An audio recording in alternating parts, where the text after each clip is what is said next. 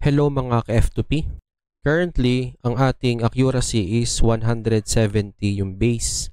Pagkasama na yung mga PvE at saka PvE against type of monsters, aabot tayo ng 193. Ito yung total computation natin at in-upload natin siya ngayon lang ding araw na ito. Which is ito, level 42, 170 accuracy, 193 PvE accuracy. So ngayon, ang topic natin, ano yung sunod nating target? Actually, ang magiging sunod nating target dito is maging 207 yung accuracy natin. So maganda talaga na may target kayo kasi yung labanan sa larong ito ay pataasan ng accuracy para ma-meet mo yung main quest matapos mo at madagdagan yung mga bonus damages mo, and at the same time may mga event na dumadating. So halimbawa ngayon may bagong event, makakahati yung focus mo sa pagpapalakas at sa pagtapos ng event. Lalo na kapag level 45 ka, kung magbebenta ka ba para kumita or palalakasin mo yung character mo. So mahalaga na magplano ka. Masama kasi yung you fail to plan, kaya ka nag-failed. So ngayon, iisa-isahin natin kung ano yung plano ko dito sa ating character. Ang next na ika-craft ko, kung mapapansin nyo is na tayo, rare weapon. Ngayon naman, ang sunod natin ika-craft ay ito. Nasa bookmark, which is itong rare na cross quiver, night cross quiver. At maganda yung magiging epekto nito. Madali lang naman siya. 10 na morion, papyrus, labis pa, fireball, metal fragment at saka gold. Ang magiging problema ko lang siguro dito itong fireball. So kasi kung bibiling ko ito, nasa 8. Okay lang pala, nasa 8 lang. So marami pa naman makakadot. Ito kasing morion, 4 na lang yung kulang. Madali lang naman mag-farm ng morion. So currently, ang accuracy nung suot natin na plus 7 is accuracy 10. Pero kung ito makacraft natin at mapa-plus 7 lang din natin, ayun, bale, 6 plus 14, 20, 10. So madadagdagan tayo ng 10 accuracy. Ilalagay natin dito yung 10 na target natin. Next naman, na ma-unlock ko na siya, maaring ngayon o maaring bukas, depende sa level ng request, ay makikita ito dito sa quest, tapos daily, at nasa Bastium. Ngayon ay 1562 na, 1562. Tapos ang pinakasagad dyan ay 1601 to 1800. So 1562, ay 4 na quest na lang to, papatak na ako dito. At makakakuha ako ng additional na 1 PvE accuracy. Ngayon kasi ang nandito, ang effect ay PvE accuracy 4, next is 5. So may isa na tayong makukuha dito, which is ma-unlock na siya either today or tomorrow. At i-add na natin itong isa dito. At ang next naman ay makikita dito sa collection. So mapapansin nyo, 53 na yung total natin dito, 5.4% achievement rate. At yung accuracy na nadagdag, 6, PvE 10, and range is 2. So, ang total nyan ay 18. Filter lang natin PvE accuracy, at range accuracy. So, yung kaya lang natin ang kukunin natin, which is ito. Range accuracy plus 1. Konti na lang to. Ito ay 7 at saka ito ay siyam. At hindi naman siya ganun kamahal, 22 and 40. So, kaya tong. So, isa. At ito, okay na din to kasi 5 lang. Kung minsan bumabagsak to ng 40, 40 times 5, 200 na diamond lang. So makaka-unlock tayo ng 2 na. 2 at sa gear, itong PvE accuracy makukuha ko to kasi ito, ikakraft ko lang yung platina ring. Kompleto na naman yan. Ang sunod lang ay ito. Fireball pa rin kasi. Fireball. So magiging focus ko nga dito is yung fireball bilhin lagi sa battlefront at saka doon sa dungeon. Okay. Kaya magdadagdag additional dito ay 3. So ito ay equals, pag-plus ko na lang, 12. So yung current natin, 193 plus 12. So yan, abot tayo ng 205. No, sala to. Ano na kasi ito? 10, 1, 3, 13, 14. 14 na to. Yan, 207 nga. Yung sabi ko kanina.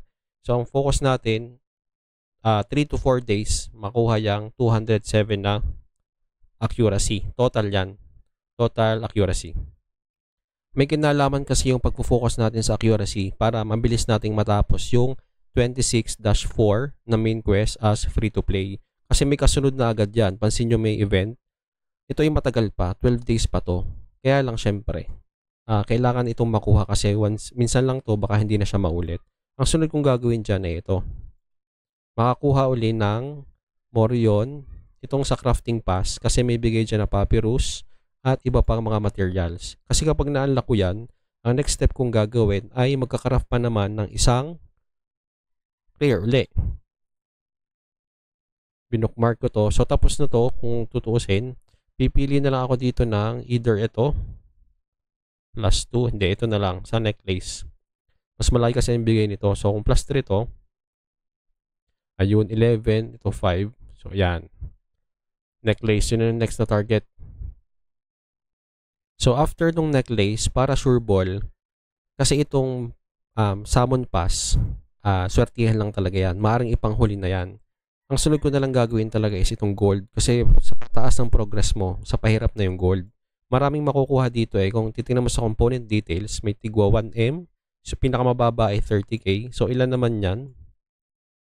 Yan. Tapos maraming makukuha. Kung maka 9M tayo or more, maka-unlock tayo ng skill na tigna 9M. Mga skill na tigna 9M. So mahalaga yung may malakas kang skill. Then after that, diretso na tayo dito. Yan. Kukuha tayo either, meron na kasing talisman, brooch na, brooch. Yun, para sa dagdag defense. After that, saka na ipanghuhuli itong special summon pass. May sabi sila, may technique daw sila. Halimbawa ito, yung depende sa kulay.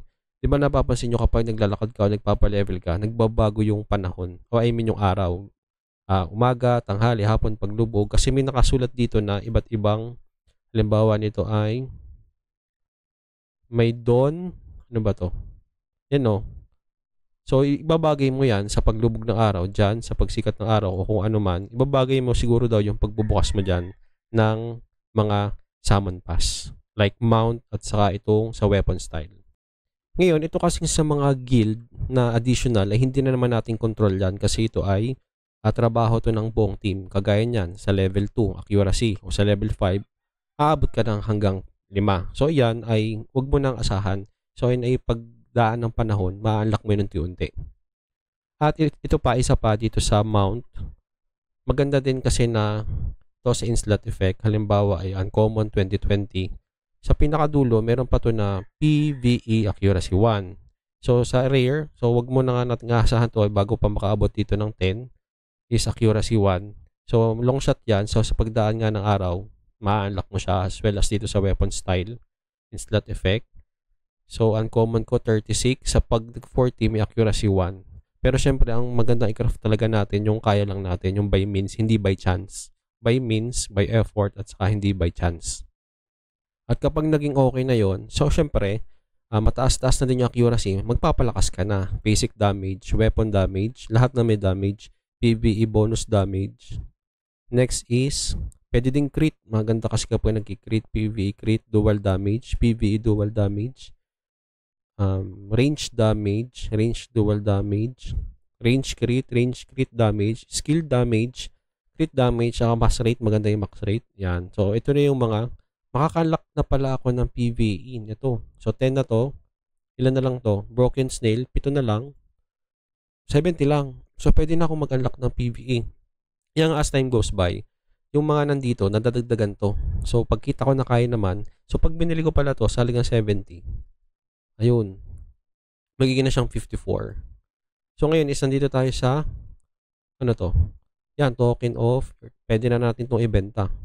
So, 28, bamba na. So, para mabilisan, 27 ko muna. Ayan, pag nabenta to, push through ko na yung sa PvE na bonus damage. So, ayun, hanggang dito na lang muna para hindi ka ma-overwhelm sa plano. So, mahalaga lagi na may plano ka. Kasi nga, ang usapan dito ay kailangan mo tumama, kailangan mo lumakas, at the same time, kailangan din magkaroon ka ng depensa. So, yan ay makikita nyo naman dito sa flow ng laro. Halimbawa ay pag sa mga quest, punta ka dito sa quest. Itong sa dailies, halimbawa, ang Bastion, ang binibigay kasi sa Bastion is more on PvE accuracy. Ayan, para tumama ka talaga. Sa Silano, ang binibigay naman is more on PvE defense at saka PvE bonus damage. So, pinagsabay na yan. Defense, bonus damage at saka dual damage. Next, sa Avilius naman, sa mga pang-endgame, ito na yung mga Avilius. Teka, wait, sila no. PvE damage red at damage bonus. Okay, ang Avilius ay ayan, additional reduction naman to. PvE damage reduction, defense, and damage bonus. At saka yun. Okay? So, yung mga nandito, kailangan talaga yan. So, sana ma-unlock nyo na yan. Quest kayo palagi at kumuha kayo sa request. So, ang endgame dito siguro yung pang PvP na, labanan na. So, after na mga PvE lahat na makuha, no, proceed na kayo sa PvP accuracy at saka sa mga bonus. So, yun lang guys. Buyers, I'm out.